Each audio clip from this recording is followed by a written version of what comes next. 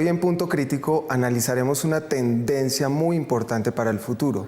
Se llama la economía colaborativa o el consumo colaborativo. Es una tendencia que vamos a ver si es económica, social o tiene que ver con algún tema generacional. Para ello hemos invitado a dos grandes expertos, el profesor José Félix Vega de la Facultad de Ingeniería y Dani Sierra, quien es gestor de innovación del Vivelab Bogotá y de la estrategia UN Innova de la Universidad Nacional.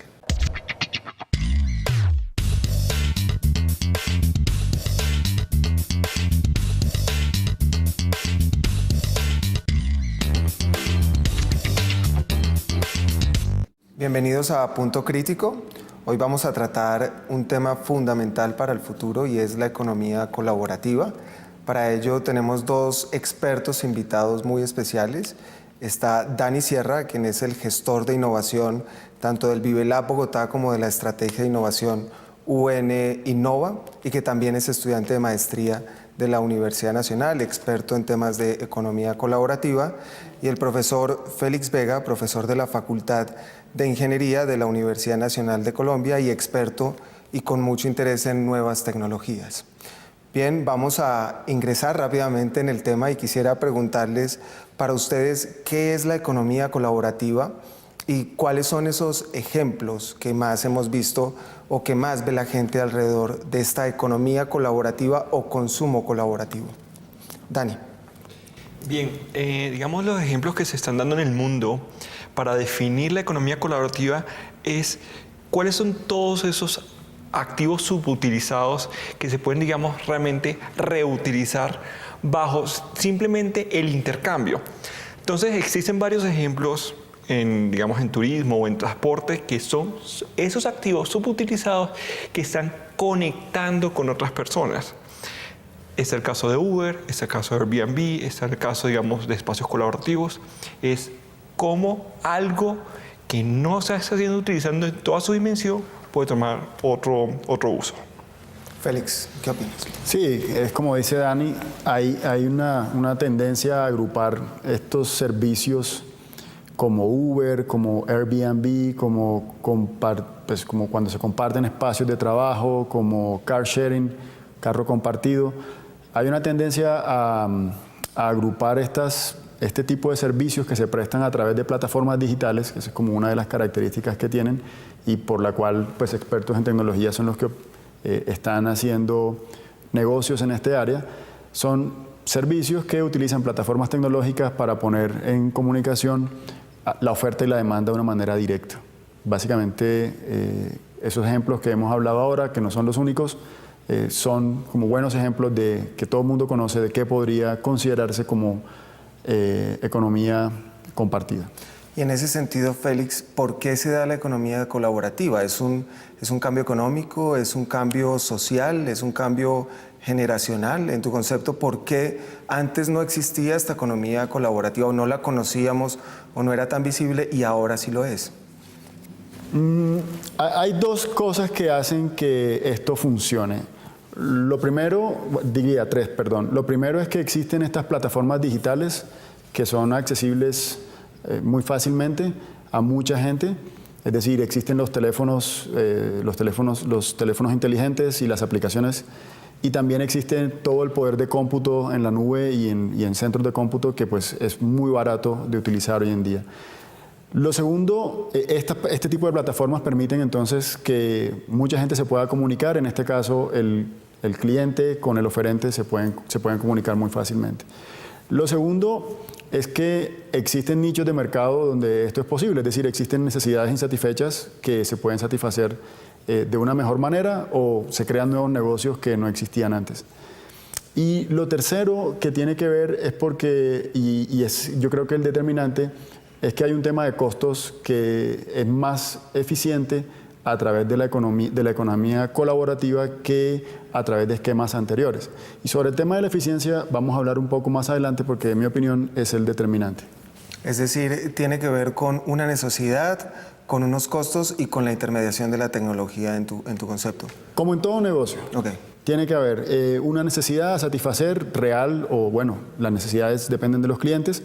tiene que haber un sentido económico y tienen que haber los medios para poder hacer realidad el negocio. ¿Compartes esta posición, Dani? Absolutamente. Y yo creo que sin esos elementos no se podría dar un complemento que quiero dar. Yo creo que el boom de esa economía colaborativa, ¿por qué se está dando? Es porque la gente está tratando de generar relaciones significativas.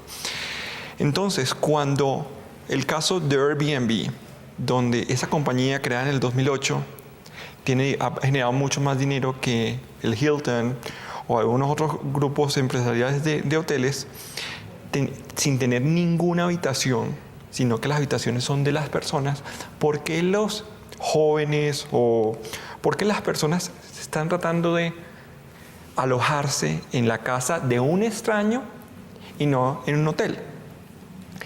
Es porque quieren generar o se están dando cuenta de generar relaciones que no le puedo permitir a un hotel.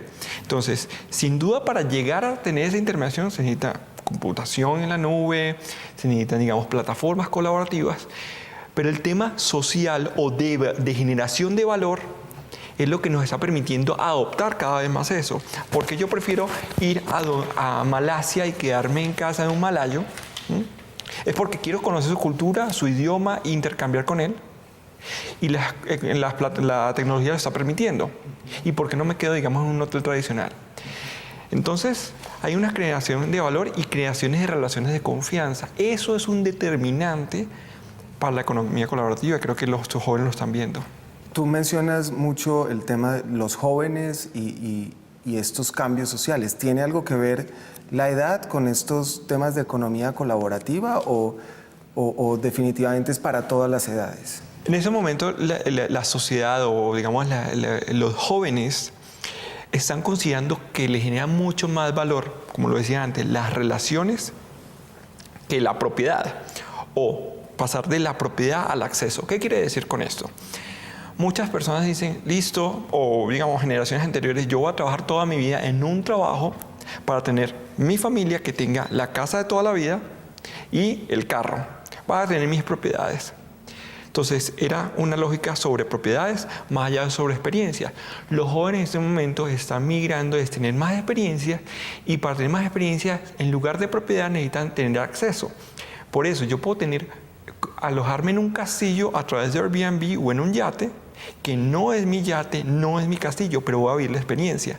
Entonces creo que los millennials están más enfocados a vivir experiencias, independientemente de que no tengan esa propiedad. Entonces por eso permite el acceso. Esa es como mi visión sobre los jóvenes. ¿Crees tú, Félix, que este planteamiento de que hay generaciones que están replanteándose el tema de la propiedad privada tiene injerencia en que estos modelos colaborativos estén generándose y teniendo cada vez más éxito?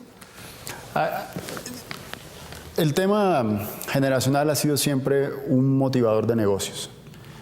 Piensen en los años 60. Antes de los años 60 no existían bandas de rock and roll, ¿cierto? Y la música no era el negocio multimillonario que existió después de esa época hasta inicios de este siglo. El elemento generacional siempre es un determinante en el tema de negocios. Sin embargo, yo tomaría la afirmación de Dani de pronto con un poco de divergencia, un poco de discrepancia. Es cierto que existe el tema de la experiencia, es decir, los clientes ahora no están pagando únicamente por una marca, sino por lo que viven, por poder vivir una experiencia que les dé una cierta significación más allá del poseer un objeto o o hacer un viaje, o etcétera, etcétera. Eso es cierto, hay una parte experiencial que los restaurantes, no solamente los nuevos negocios están metiendo, sino los restaurantes, los programas turísticos, etcétera, están teniendo en consideración a la hora de definir sus modelos de negocio. Y eso no es únicamente de los jóvenes. Lo que sí es de los jóvenes es el tema económico. Y yo me voy más al tema económico como una explicación de lo que está pasando, porque recordemos que aunque en Colombia es un país que está muy, en ocasiones, distante de los ciclos económicos internacionales. Y a nivel internacional lo que tenemos de 2008 es una crisis económica gigantesca que, por ejemplo, ha destruido gran parte de la base de buenos trabajos que había en Estados Unidos desde 2008 hacia acá, y la recuperación económica que ha habido no es una recuperación económica que toque a la gente y mucho menos a los jóvenes y mucho menos a los millennials.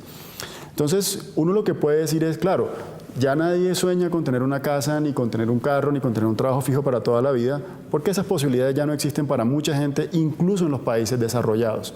Entonces, es una combinación de una crisis económica a escala, que no se sabe hasta cuánto va a durar, y nuevas tecnologías y tal vez un poco este tema de la experiencia. Pero el tema económico es fundamental. ¿Por qué voy yo a prestar? Tú hablas del lado del consumidor, pero ahora vamos a poner el ejemplo desde el lado del que ofrece el servicio. ¿Por qué voy yo a prestarle mi casa a un extraño si yo tengo un buen trabajo y vivo bien con mi familia? Pues básicamente porque necesito la plata, ¿sí? ¿Por qué voy yo a poner mi carro en Uber o en Lyft o en Zipcar para prestar servicios de llevar a otras personas cuando realmente yo no lo necesito? Yo tengo mi trabajo bueno y con eso trabajo. Los problemas que hay en el mundo desarrollado a veces son difíciles de comprender desde Colombia, pero son problemas reales y problemas que viabilizan otros negocios. Entonces, otra gente, bueno, como Uber, como Airbnb, como Zipcar, pues ven oportunidades ahí, y en ese tema de que algunos jóvenes o no necesitan servicios más baratos y otros necesitan ofrecer cosas, pues ven una oportunidad de negocio y pueden acercar esos dos mundos.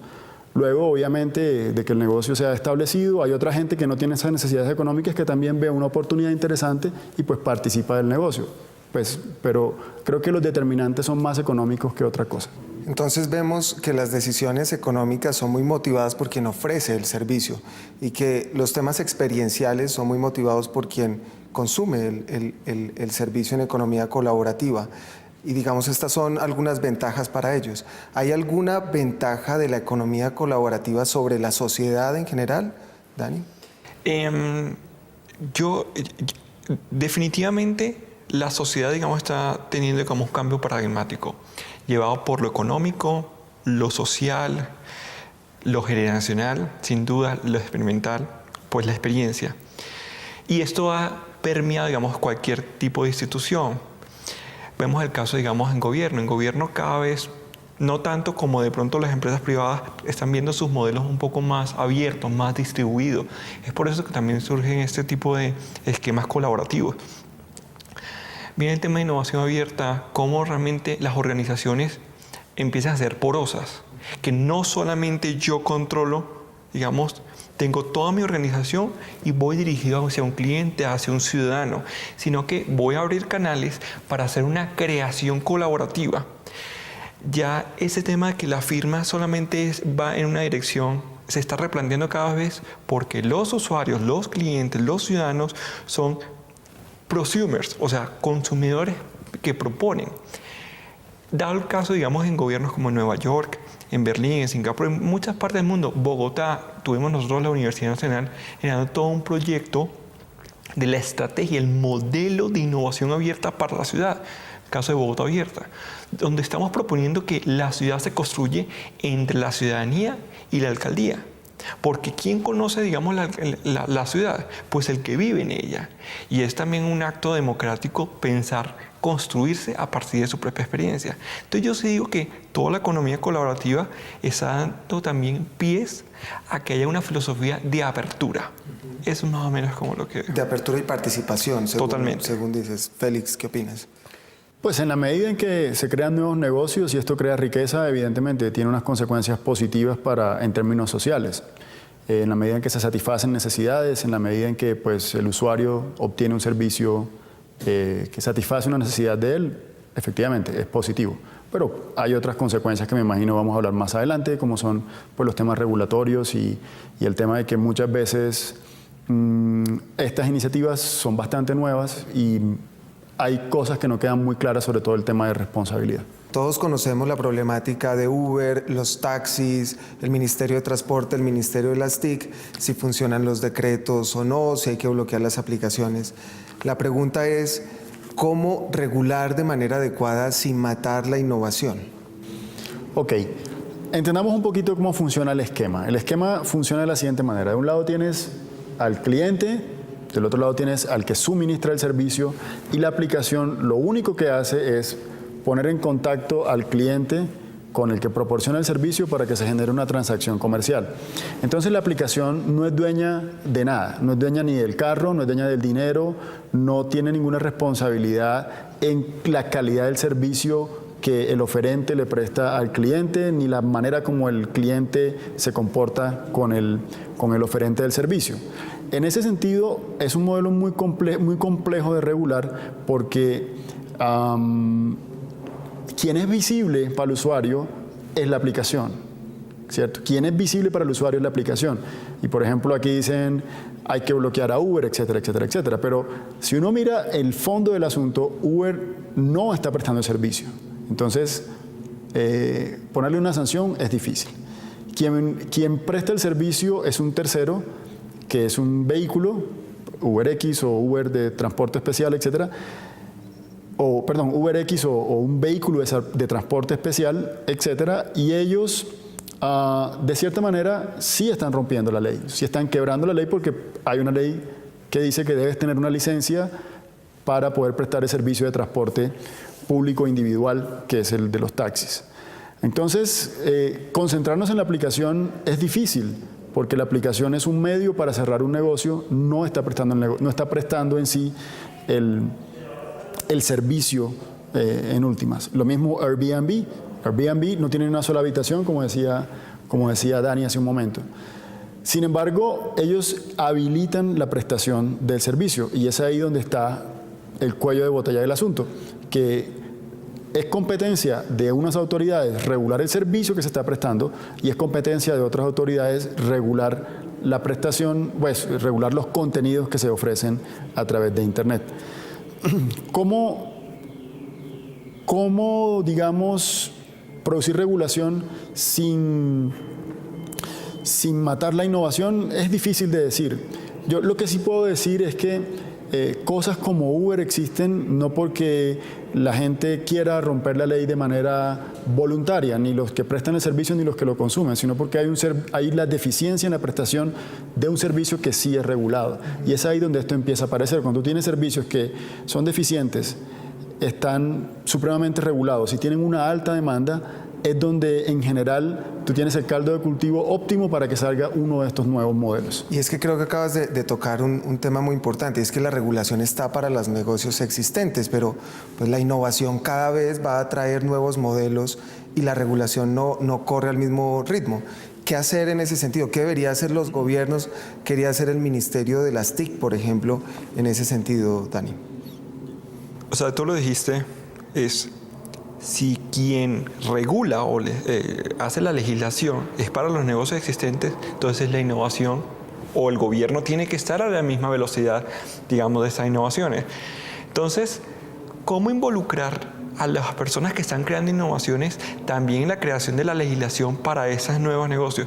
Yo no estoy de acuerdo que el gobierno sancione a Uber. Uber debe salir o Uber debe entrar. No, lo que tenemos que hacer es la economía colaborativa para el transporte. ¿Sí? Uber es una opción que es la única que hemos visto en Estados Unidos, como decía el profesor, Lyft, Zipcar, etc. Pero entonces, ¿cómo nosotros, gobierno y ciudadanía, entiende que no es una solución a una empresa, sino a otro nuevo movimiento? Y aquí también quiero hacer énfasis en ¿qué parte de esa cadena es que genera el dolor? El profesor José Félix Vega decía algo importante. Mire, es que hay unos intermediarios y es muy difícil decir dónde es ilegal o no. Pero yo creo que el dolor es de los negocios tradicionales es que, oiga, yo pago impuestos. Voy a quitar un poco al lado del servicio, que es un tema que quisiera tocar. Pero es que sea un taxista dice, yo presto mis servicios, bueno o malo lo presto, y por eso pago un cupo y por eso pago impuestos. Sea de un hotel, pago impuestos por ello. Se generan otros modelos apoyados en ese caldo de cultivo para generar valor. Y la definición de innovación va dirigida a eso. Es que es algo novedoso que genere valor y tenga una repercusión económica. Si hay una, digamos, aceptación del cliente por parte, pues entonces se genera un océano diferente. Y eso es lo que está generando estas economías colaborativas. Entonces, si el tema del impuesto, hay que pensarse cómo estos nuevos modelos, sea en transporte o en muchos otros, puedan abonar también en impuestos o puedan subvencionar negocios tradicionales. Ha habido casos en otras partes donde una bolsa que hace Uber, yo voy a poner Uber como referente, digamos, a estos ejemplos, pero en muchas áreas, puedan también, bajo su servicio, cobrar un monto que subvencione a negocios tradicionales. Entonces creo que el dolor también es decir, hay una competencia y una competencia desleal. Y ese día ha sido más o menos la demanda que han hecho los gremios, tanto hoteleros como de transporte. Yo pago impuestos, por lo tanto yo soy legal, ellos son más innovadores, sí, pero están al margen de la ley. Y esas discusiones, como bien lo comentaba Dani, deberían involucrar un actor y participar de esa co-creación para la regulación. Un actor que cuando uno ve los debates parece que estuviera olvidado y debería ser el actor principal, que es el usuario, que es el cliente, es quien está buscando solucionar esa necesidad que encuentra tal vez en los negocios tradicionales y en estas nuevas innovaciones que trae la economía colaborativa encuentran alternativas a su necesidad. ¿Por qué no se ha tenido en cuenta, o ustedes por qué consideran que esa voz, que debería ser la voz central y el objetivo de la regulación, el bienestar de los ciudadanos, no ha sido igual de tenida en cuenta como ha sido, por ejemplo, en el caso de Uber, tenido en cuenta el mismo Uber, los taxistas, los ministerios? Bueno, lo que pasa es que el sector, ustedes están hablando de la nueva economía, pero la vieja economía pesa muchísimo y le da de comer a muchísima gente en este país y en muchos otros países. Entonces, hay una razón de peso para tomarla en cuenta. Efectivamente, el sector de taxis paga unos impuestos y además hay un statu quo que está regulado por unas licencias y eso no se puede desconocer de la noche a la mañana porque se inventó otra manera de hacer un negocio que ya estaba establecido anteriormente. Yo pienso que en el caso específico de Uber, parte de la solución está en el decreto sobre taxis de lujo que sacó el gobierno nacional este año, que lo que trata es de crear una nueva categoría de servicio público individual, una nueva categoría de taxis con unas mejores prestaciones similares a las que en su tiempo introdujo Uber. Eso lo que trata es de producir una satisfacción de la demanda, de una demanda que existe, que no se había detectado, que la detectó un tercero, que en este caso fue la nueva economía, pero producir en el marco de la legalidad la satisfacción de una necesidad que existe. Eso como primero, pero vuelvo y repito, o sea, la nueva economía muy interesante, pero la vieja le da de comer a mucha más gente de aquí de Colombia. Recuerden, Uber es una compañía alemana y la compañía privada, digamos,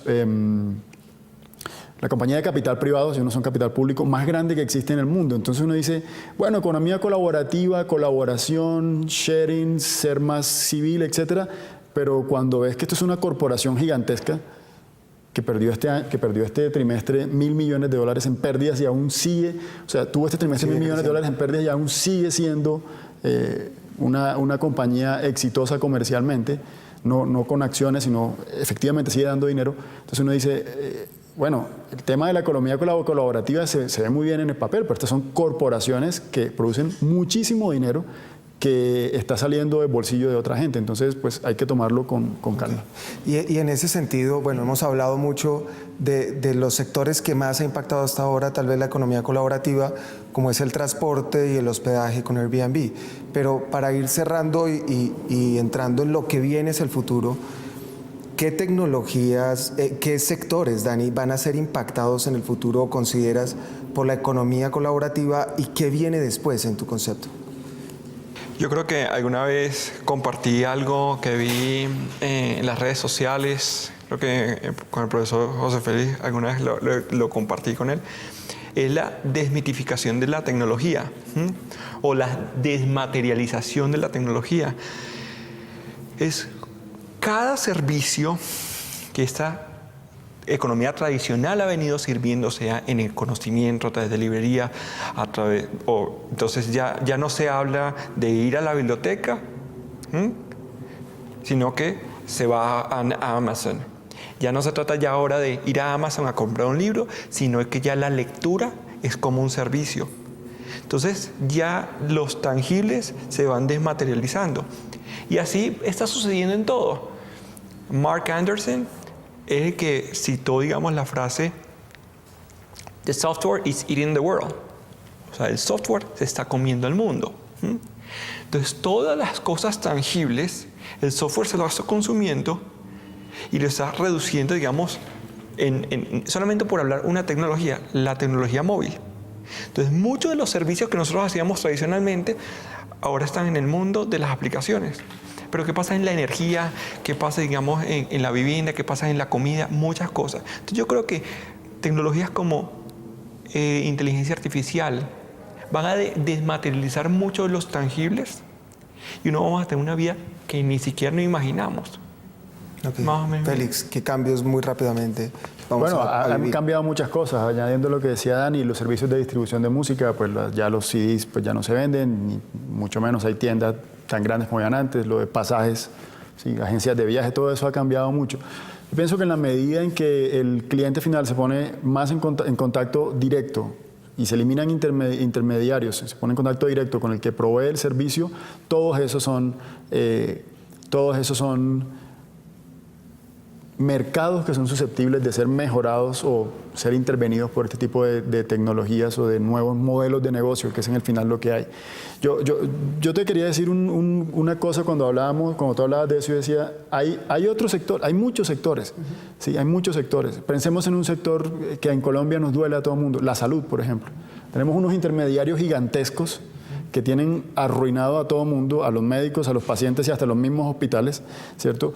¿Cómo podríamos imaginarnos una de estas nuevas tecnologías para sacarnos estos intermediarios del medio y poder tener un mejor servicio? Esos son sueños que tenemos que mirar cómo se hacen posible porque son sectores reales que afectan mucho el dinero, el bolsillo y la vida de mucha gente.